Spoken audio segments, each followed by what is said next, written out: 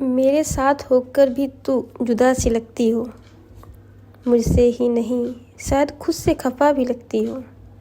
जब झुक जाती हैं नज़रें और उठती नहीं मेरी ओर, तो उस लम्हे में मेरी दिल की धड़कन भी थम सी जाती है। तो welcome to guys our channel Meenu's story, and मैं आप सबका स्वागत करती हूँ अपनी न्यू स्टोरी में। ये सारी थी नगमा खान की, जिन्होंने लिखा था। थैंक्स नगमा जी, आप ऐसी बहुत प्यारी प्यारी शायरियाँ लिखते रहिए और उम्मीद करते हैं आप अपने हुनर का प्रदर्शन अच्छे से करेंगे। तो चलिए शुरू करते हैं अपनी स्टोरी, इश्क जो पढ़ाया नहीं गया। जी हाँ, इश्क जो पढ़ा नहीं गया, उसके सेकंड पार्ट पे आप सबका स्वागत है। और मुझे अच्छा लगा कि आप लोगों ने उसको लाइक किया। तो चलिए आगे शुरू करते हैं हम लोग स्टोरी को। कुछ दिन ऐसे होते हैं जो दिखने से बिल्कुल आम होते हैं, लेकिन वही दिन किसी कहानी की नींव रखते हैं। जी हाँ, हमारी कहानी एक स्टूडेंट और टीचर की कुछ ऐसे ही चीज़ों पे बेस्ड है। कॉलेज की छुट्टी हो चुकी थी। अवनी अपनी दोस्त रिद्धि के साथ पैदल ही घर की तरफ जा रही थी। हाथ में किताबें, चेहरे पे थकान, लेकिन आंखों में चमक। उसकी शरारतें, उसकी बातें बंद ही नहीं रही थी। इधर रिद्धि मुस्कुराते हुए, आज इंग्लिश वाली मैम तो कुछ ज़्यादा ही सख्त लगी। तो नहीं यार, रिया मैम अच्छी हैं, बस बोलती कम है, पर जब समझाती हैं ना तो लगता है जैसे किताब नहीं ज़िंदगी पढ़ा रही हूँ। इधर रिद्धि, अच्छी हैं या कुछ ज़्यादा ही अच्छी लगती हैं। अवनी के जो गाल है वो थोड़े रेड हो जाते हैं, नज़रें नीचे करती हैं और कहती, ऐसा नहीं है, बस रिस्पेक्ट है। लेकिन उसके दिल में जो रिस्पेक्ट से ज़्यादा कुछ था। जी हाँ, ये लोग बातें खेलते कूदते, यानी अवनी कह सकते हैं नॉर्मली चलती, वो बस चलते घर पहुंच जाती। इधर अवनी की माँ, आ गई बिटिया? तभी, हाँ माँ। वो अपनी माँ को गले लगाती है, और ये गले लगाने की आदत नहीं, ज़रूरत है। जी हाँ, अवनी आते ही अपनी माँ को जब गले लगाती है, उसकी माँ की सारी थकान दूर रहती है। तभी उसकी माँ कहती है, अब आया सुकून। तभी कहती, हाँ माँ, मुझे पता है। इस घर की में कोई बड़ी दीवार नहीं थी, लेकिन माँ बेटी का रिश्ता, जी हाँ, हर कमी को पूरा करता था। तभी उसकी माँ कहती है, कॉलेज कैसा रहा आज? अच्छा था माँ। और हाँ, इंग्लिश की एक नई मैम आई है, बहुत समझदार है। उसकी माँ मुस्कुराती है। माँ कहती है, तू बस पढ़ाई पे ध्यान देना बेटा, हमें किसी का सहारा नहीं है, तू ही मेरी ताकत है। अवनी अपनी माँ की ओर देखते हुए उसका हाथ पकड़ती है। तभी अवनी कहती, मैं आपका है, कभी अकेला नहीं छोड़ूंगी माँ। इधर अवनी, जी हाँ, खाना खा के अपना एप्रन पहनती है, और वो कहीं पे उसको दिखाया जाता है लोकेशन पे। जी हाँ, अवनी एक छोटे से खूबसूरत से रेस्टोरेंट थी, कैफ़े में थी। उसका सपना था कि वो इस रेस्टोरेंट को बहुत बड़ा करे, क्योंकि इस रेस्टोरेंट से ही उसका सब कुछ चलता था। उसके ये कैफ़े सिर्फ रोज़गार नहीं था, ये इस लड़की की मेहनत की रीत थी, जिसके पिता उसे छोड़ के चले गए, डेथ नहीं हुई थी, छोड़ के गए थे, लेकिन उसने हालत को कभी नहीं छोड़ा। अवनी काउंटर पे खड़ी थी, कॉफ़ी बनाते हुए। ग्राहक मुस्कुराते दिखते, क्योंकि उसकी मुस्कान असली थी। तभी एक कस्टमर बोलता है, काफ़ी हमेशा जैसी परफेक्ट है बेटा। तभी अवनी मुस्कुरा के बोलती है, थैंक यू। वो पल के लिए रुकती है, उसके जहन में जैसे एक चेहरा उभर आता है किसी को देखकर। जी हाँ, सामने उसके टेबल के एक लड़की बैठी थी, ओपन हेयर, एक बहुत प्यारा सा सूट पहनी थी। वो लड़की को देखते ही न जाने क्यों उसे रिया मैम का ही चेहरा दिखाई देने लगा। अवनी धीरे धीरे अपने मन से, रिया मैम यहाँ? वो फिर अपनी आंखें बंद करती और फिर खोलती, फिर समझती तो वहाँ कोई और था। जी हाँ, अवनी कॉलेज के बाद वो अपने छोटा सा कैफ़े खोल लिए, वहाँ पे काम करती थी। खुद का ही कैफ़े था, और उसी से उसका घर चलता था। जैसा कि बताया मैंने कि उसके पापा उसको छोड़ के, मम्मी और उसको छोड़ के चले गए हैं। क्यों गए, कैसे थे, वो तो आगे हम बताएंगे। लेकिन अभी यही है कि अवनी उस कैफ़े में अपना काम करती थी और चलाती थी। उस कैफ़े से इतना आता था कि अवनी अपने घर का खर्च, अपनी पढ़ाई लिखाई सब कुछ कर लेती थी। उसकी माँ भी सपोर्ट करती थी। जी हाँ, ये माँ बेटा दोनों ही बन के घर के अंदर ही एक छोटा सा कैफ़े टाइप में बना रखा था। वो दिन अवनी का नॉर्मल सब कुछ रूटीन चल रहा था। रिद्धि शाम के टाइम 8 बजे आती है उसी के कैफ़े में। तभी अवनी से कहती, और कैसा चल रहा है यारा?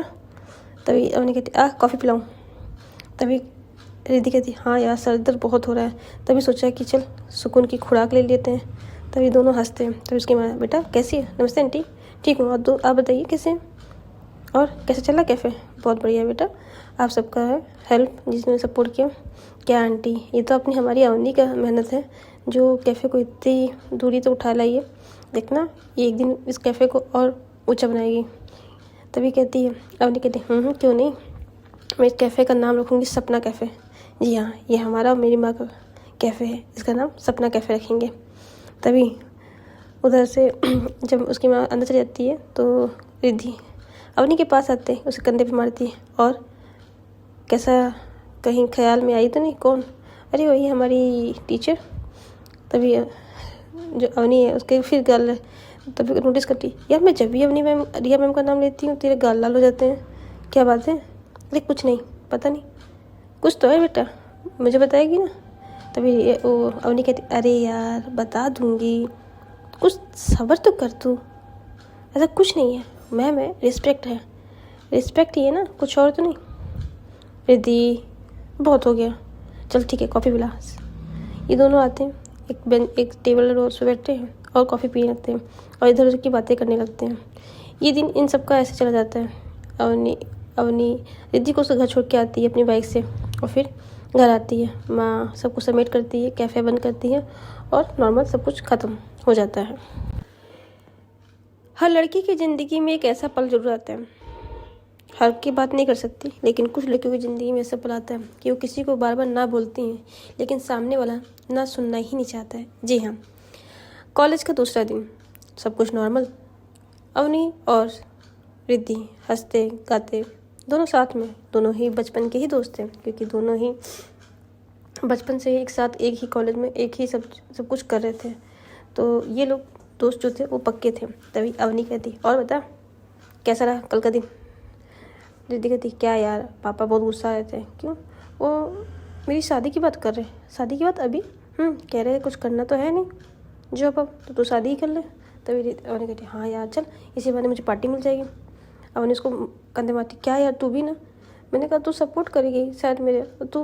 तभी कहती, अरे चल ना, अंकल को मैं मना लूँगी, अभी तेरी उम्र ही कितनी है, तू तो छोटी सी बच्ची है। तभी कहती, अब तो फिर वैसे छिड़ा मत, चल तेरे से ना, तू ना, तेरे से बात ही नहीं करनी मुझे। तभी अवनी कहती, अरे सॉरी, माफ़ कर, मैं तो तेरे को लाइट कर रही थी और तू। तभी कहती, मेरे को नहीं चाहिए तेरे से लाइट, मूड अपना मूड अपने पास रख, चल अंदर चल। ये लोग कॉलेज आते हैं, सब कुछ नॉर्मल चल रहा था। ये लोग अपनी क्लासरूम में पीछे जाके शांति से बैठे हुए थे। लेक्चर शुरू हो जाते हैं और एक दो टीचर अपना 2 पीरियड चले जाते हैं। चौथे पीरियड में हमारी रिया मैम का था, लेकिन तभी ये जब क्लास में बैठे थे, अवनी अपनी सीट बैठी थी, किताब खोल कर उनको शांत रहने की कोशिश, उसी पर ऋतिक क्लास में एंट्री लेता है। वो चारों तरफ देखता है, सीधा जाकर अवनी के पास बैठ जाता है। इधर अवनी जैसे अपने पास में देखती है कोई बैठा है, वो अपना सर घुमा के देखती है।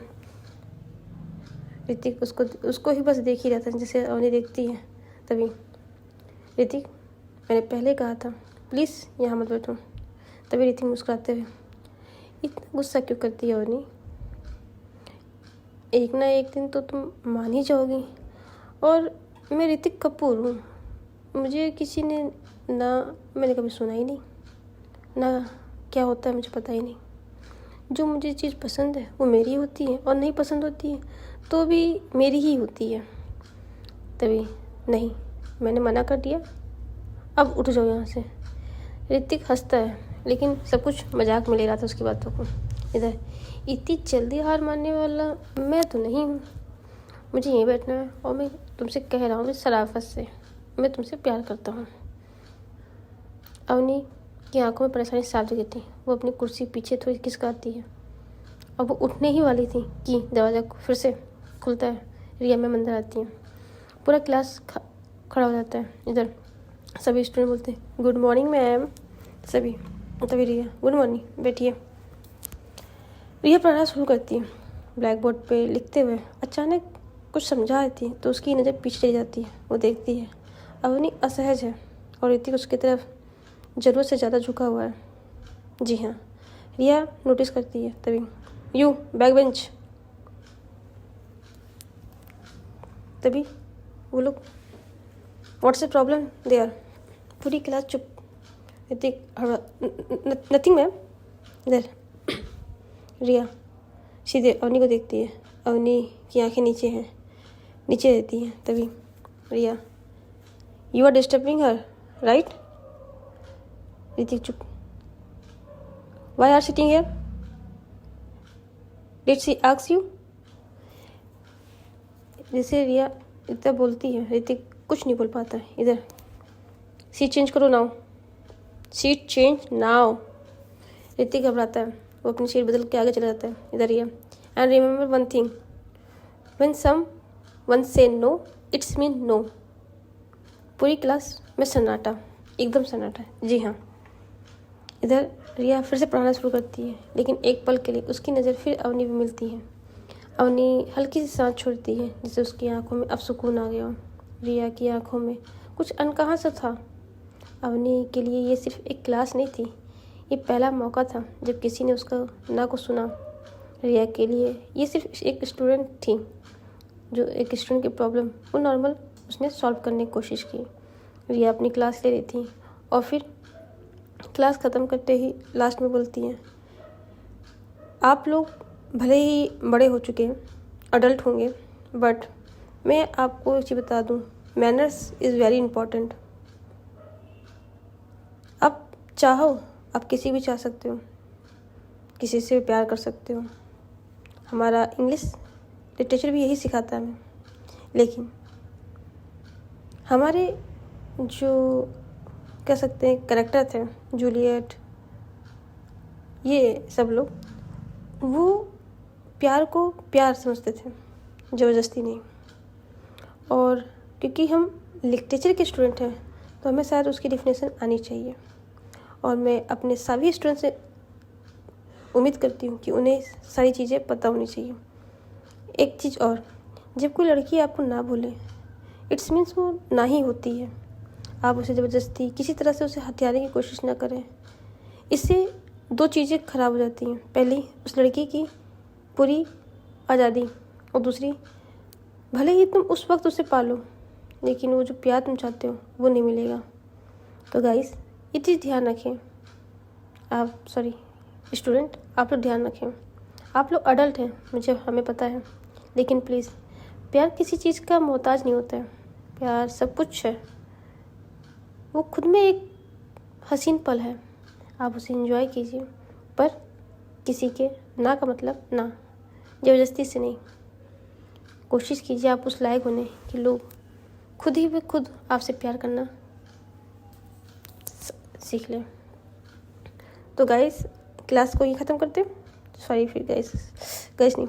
ओके स्टूडेंट, आप लोगों को सब कुछ समझ में आ गया और कुछ नेक्स्ट क्लास में करेंगे। तब तक आप लोग कुछ भी क्वेश्चन हो तो आप डाउट क्लियर कर सकते हैं। ओके, इतना कह के रिया वहाँ से जाने लगती हैं।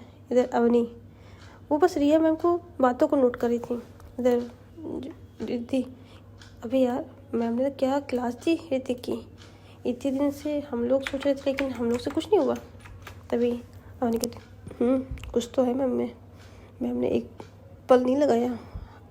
तभी ऋतिक कहती, बात तो सही कर। जैसे ही रिया क्लास के बाहर निकल ही रही थी, तभी एक पल पीछे मुड़ के, यू बैक बेंचर, यू। जी हाँ, वो बस इतना बोलती हैं, अपने मतलब बुलाती हैं, नाउ कम हेयर। अवनी इधर उधर देखती, तभी रिद्धि कहती, तेरे को ही बुला रही है। ओ कम इन में। कहते हैं ना, कभी कभी चीज़ें समझ में नहीं आती हैं। फिर भी अवनी उस समय ब्लैंक थी। अवनी आती, जी ma'am, what's your name. Avni Sharma. Okay Avni Sharma, कल आप ही लाइब्रेरी में मिली थी। जी मैम। ओके, तो किसी चीज़ को आप ज़बरदस्ती झेल नहीं सकती। तभी कहती है आई नो मैम, मैं किसी को अपने पर हावी नहीं होने देती हूँ, पर वो आप तभी कुछ कहने वाली थी। तो कहती okay now go and take your class. Okay ma'am. और इतना कह के रिया मैम अपनी नेक्स्ट क्लास में चली जाती हैं और अपनी वापस जाके सीन बनाती हैं। इधर वर्षा क्या कहा मैम ने? नथिंग। लेकिन अवनी के चेहरे पे रिया मैम को सोच के उसके स्माइल आ जाती है और ये चीज़ रिद्धि नोट कर रही थी। तभी कहती किसी के गाल तो देखो, लाल लाल टमाटर जैसे है बिल्कुल। तो कहती क्या यार तू मुझे कोई छेड़ती रहती है? छेड़ने वाली बात ही है, तेरे चेहरा देख के कोई भी कह सकता है कि बंदी कहीं तो खोई है किसी के ख्यालों में। तभी चुप। तभी दूसरी क्लास आती है और इस तरह लेक्चर चलते रहते हैं। तभी रिद्धि कहती यार जाके मेरे को थैंक यू तो बोल के। कहते अरे यार मैं शिट कितनी भुलक्कर हो गई यार, मेरे को थैंक यू बोलना चाहिए था। तो कहती कोई नहीं छुट्टी में बोल लेना। कहती ओके। सब कुछ नॉर्मल चल रहा था, सब कुछ बेल बजती है, स्टूडेंट जल्दी क्लास से बाहर निकल लेते हैं।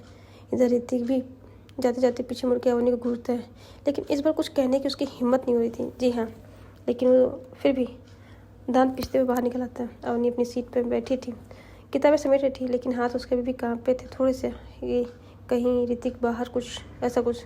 अवनी कमज़ोर नहीं थी, बस वो इन सब चीज़ों से लफड़े में पड़ना नहीं चाहती थी, क्योंकि वो बिना पेरेंट्स के उसके जब कहते हैं ना लड़की के सर पे पापा का हाथ ना हो तो दुनिया वाले क्या समझते हैं, कुछ ऐसा ही उसके साथ भी था।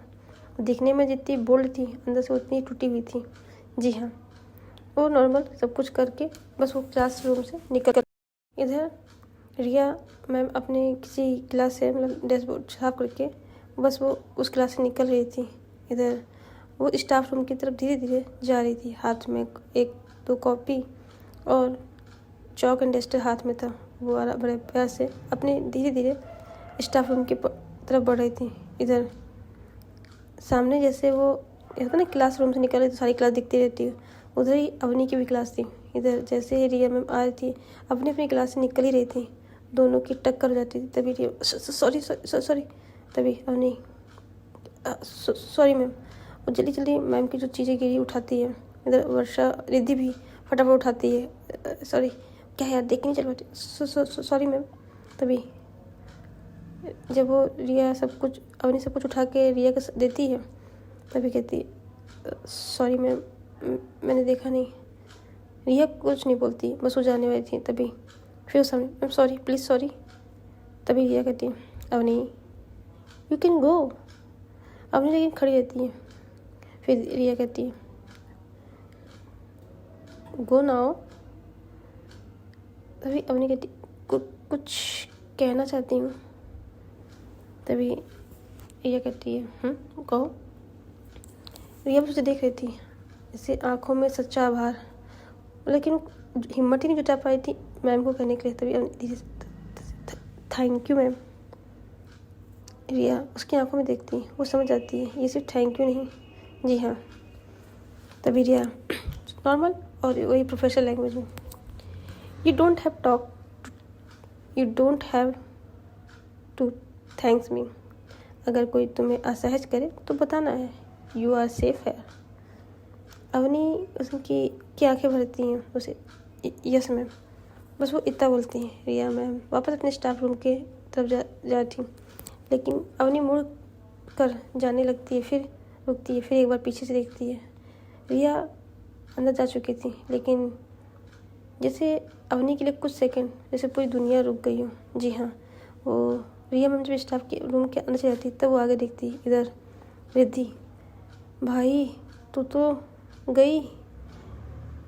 एकदम गई। तभी क्या यार तू भी चल लेट हो रहा है।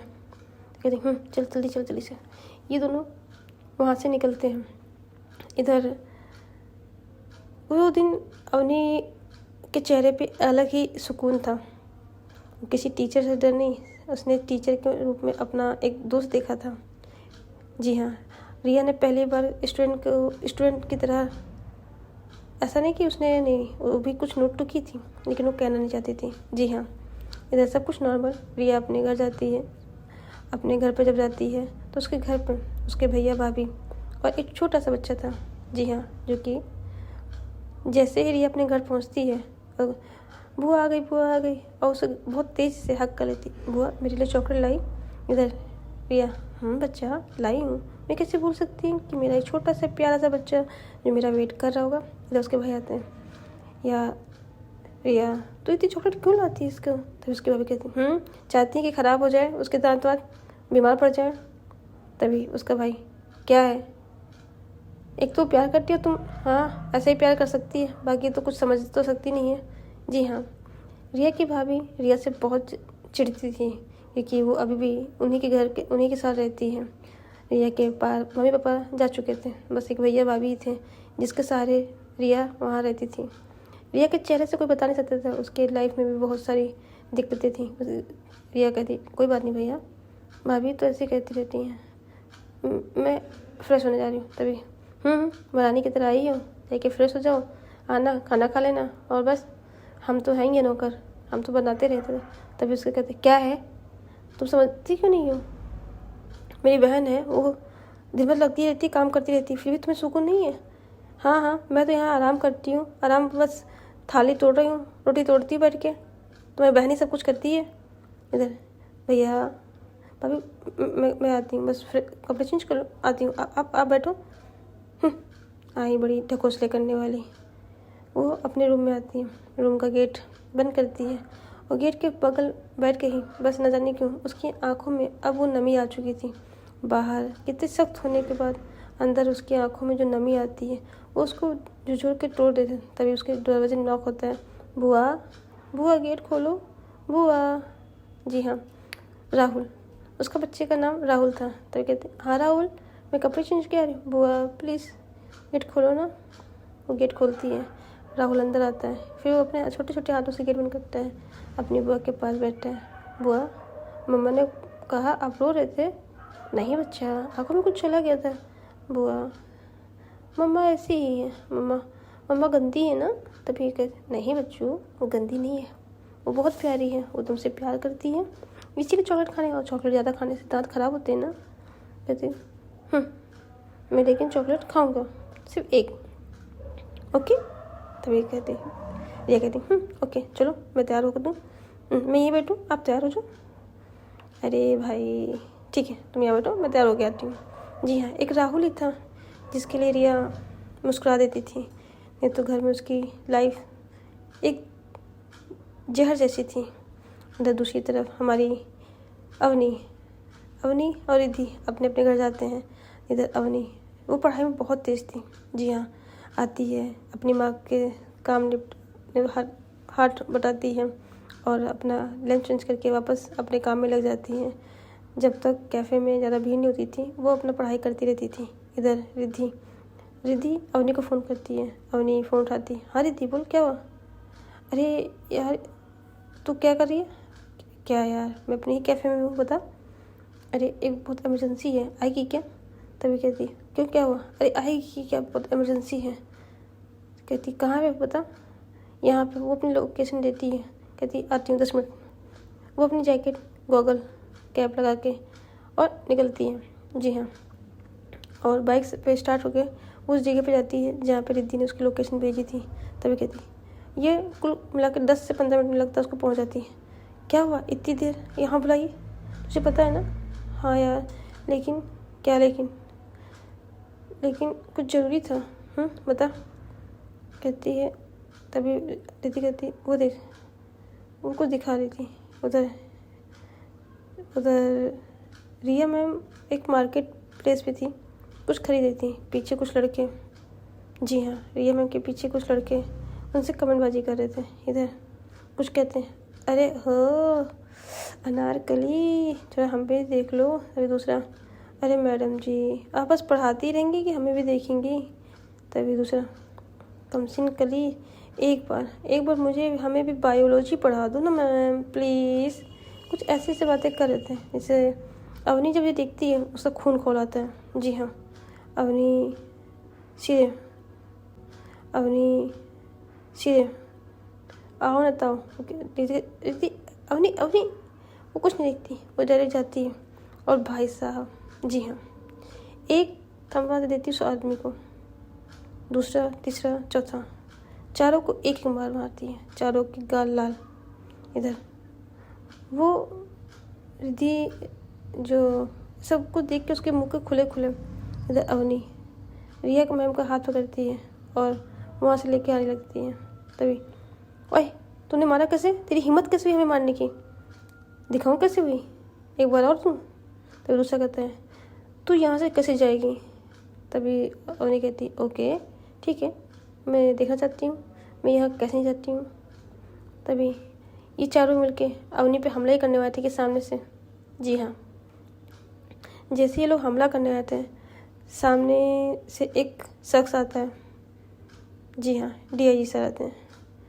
डीआईजी वहाँ पे वहीं कुछ सर्वे वो कर रहे थे, क्या बोलते हैं, पेट्रोलिंग कर रहे थे। क्या चल रहा है यहाँ पे? तभी, sir Jai Hind sir. Jai Hind. And who are you? Avni Sharma sir, BSc student first year. Okay, ये सब। तभी वो लड़के आदमी कहते हैं, ये इन्होंने मुझे मारा, इन्होंने। तभी अवनी देते, तुमने इन सबको क्यों मारा और तुम कैसे? तभी दूसरा, तभी कहती, अरे सर सिंपल सी ट्रिक थी, मैंने इनसे कहा कि किसी लड़की को क्यों छेड़ो, ये ऐसे गंदे गंदे कमेंट कर देते और मेरा हाथ उठ गया। अब सर इसमें हम कुछ नहीं कर सकते। तभी अवनी को देख के वो स्माइल कर देते हैं। अरे वाह, देखने में तो बिल्कुल क्या ही हीरो ट्रमाफिक बात करती है। अरे सर ये तो कुछ नहीं था, अगर ये ना मानते ना तो इनको एक एक टेलर और दूँ, मैं आपको दिखाऊँ कैसे मारा था। तभी कहते, नहीं नहीं ठीक है। क्यों क्यों तो छेड़ रहे थे तुम लोग यहाँ पे? कुछ नहीं सर, आइंदा कभी नहीं करेंगे और कभी यहाँ पे दिखना भी नहीं, ठीक है? ओके सर, नेक्स्ट टाइम यहाँ हम लोग कभी नहीं दिखेंगे। आप प्लीज़ प्लीज़ हमें माफ़ कर दीजिए, सिस्टर मुझे माफ़ कर दी, हम लोग यहाँ का। जी हाँ, हम कहते वो चारों लड़के भाग जाते हैं। इधर जो हमारी अवनी है उसे कहते, थैंक यू सर। तय कहती, उसे कहते हैं, ये मेरा कार्ड है, कभी भी ज़रूरत हो मुझे फ़ोन कर लेना। Okay sir, thank you sir. इधर अवनी आती है रिया मैम के सामने। तभी रिया, तुम ये क्या कर रहे हो?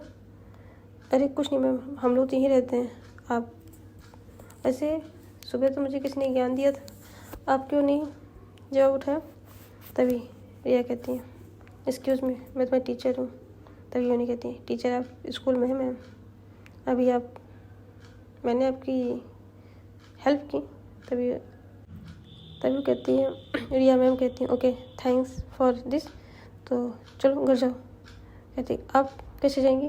मैं सवारी से जाऊंगी। चलिए मैं छोड़ देती हूँ, मैं अपनी बाइक से आई हूँ। इधर कहती, नहीं आप दोनों जाओ और अपनी पढ़ाई पे फोकस करो, मैं चली जाऊँगी। तभी नहीं मैम, पहले आप घर, उसके बाद बाहर। तभी रिया कहती है, कुछ सोची है? कहती ठीक है। वो अवनी के बाइक के पीछे बैठती है। इधर जो रिद्धि थी कहती, वाह बेटा वाह, बुलाया मैंने, बचाया भी मैंने, और मेवा तो खा रही है। तभी कहती, चल बट चल, मैं मैम को छोड़ के आती हूँ और तू सीधे घर पहुँच के फ़ोन करना। तभी रिद्धि कहती, ठीक है। इधर अवनी, रिया मैम उसके पीछे बैठी हुई थी, उनको बड़े शराफत से हल्की हल्की ड्राइव की, एक भी धक्का न लगे, बड़े प्यार से उसे वहाँ ला के छोड़ती है। तभी, जी हाँ, तभी अवनी, ओके मैम बाय, वो तब बोल के अपनी बाइक उठा के कहाँ चली जाती है।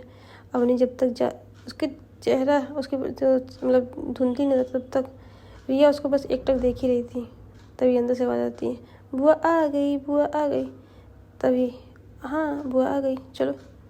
जी हाँ, वो अंदर चली जाती है। और तो गाइस आज स्टोरी यहीं रखते हैं, कल नेक्स्ट पार्ट में जानेंगे आगे का क्या सीन रहा। एंड मैं उम्मीद करती हूँ आप लोग को स्टोरी पसंद आएगी। तो तब तक के लिए आप अपनी फैमिली ध्यान रखिए। Love you guys, tata bye bye and good night.